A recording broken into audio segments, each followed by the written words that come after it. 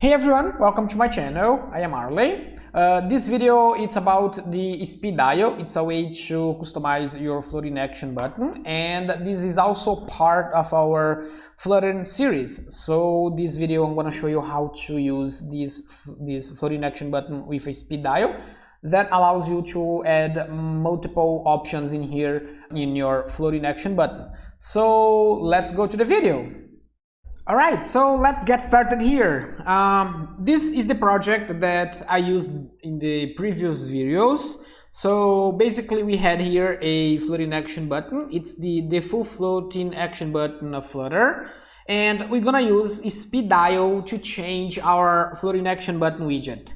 So to do that, first we need to go and get the dependency of Flutter SpeedDial. So let's click here, and here is the pub dev. It's the official website of the Flutter community. So here I have the Flutter SpeedDial version 7. We can check here in the installing tab the version and the information we need. Let's copy the information in here. I'm gonna leave the website link in the description below. So let's get back here to the code, and we need to add the dependency in our pubspec YAML. To do that, we can open and find the dependencies, and here we need to add in the same level of the Flutter. So let's paste here, let's use tab. You can check that is in the same level. So let's click here in pubget to download the dependency. All right, it's done, and let's get back here to our home page, and we're gonna remove the floating action button that we have here. So let's remove, and we're gonna use the new one, which is the SpeedDial we just added. So let's click here and find the SpeedDial. When you click here, of course that the IDE already imported the package from our Flutter SpeedDial we just installed, and we can add here a few attributes here to make sure that it works perfectly. And the first thing we need to do here is add an icon. So let's add the icons.add, which is the plus sign here. And another option that we're gonna add here is the active icon, which means that after we tap in the button, it will activate and you change the icon to a icon that it tells the user that it can be closed. So in the active icon, we can add here the icons.close, which is that X. It's like the close window or close something. So, and the next attribute we're gonna add here is the foreground color, which is the color of the icon. So let's add foreground color and add colors.white. So the icons, the add and the close icon will be white, and then we can add the background color here, and then to match our your app bar, we're gonna use colors black. So let's add colors.black. Oops, black. Okay, so the next one is the overlay opacity, which means that after opening the SpeedDial, we need to change everything that's behind the SpeedDial. To do that, let's add a color in the opacity, overlay opacity. In the overlay opacity, let's use it's a double value, which is 0 means dim and 1 means darker. So we're gonna use something that is basically in the middle. For example, 0.4. It's a double value. So it's not too dark, but it's not too dim. Okay, so after that we can use a important option here, that is the close manually. So which means that it will be closed when we it will be closed only when we tap the close icon. And the last one, we gotta use the hero tag here, hero tag, and in the hero tag we wanna say that is the fab room. This is something that you can for example find in Java for mobile, for example, Java for Android.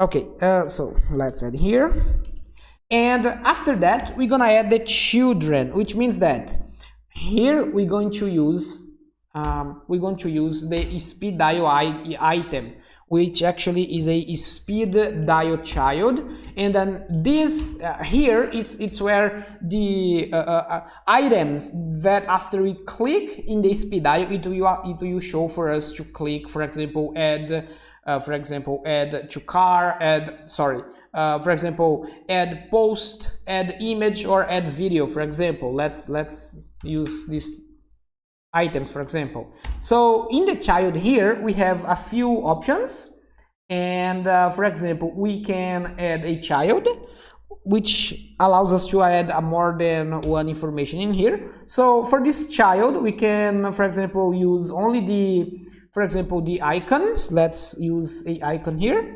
icon, and then we're gonna add a icons dot, for example, image, and other that we can add here is, for example, a label, and in the label it's a directly string, so we can say, for example, add image, and we can change the style of the text. So we have basically a property called label style, because we can change the all the informations about the label, for example, the text color. And so let's use here, for example, and we gotta add a text style. It's similar of a simple text, and then here in the text style we can, for example, use a font weight, for example, and use bold font weight. Let's use a font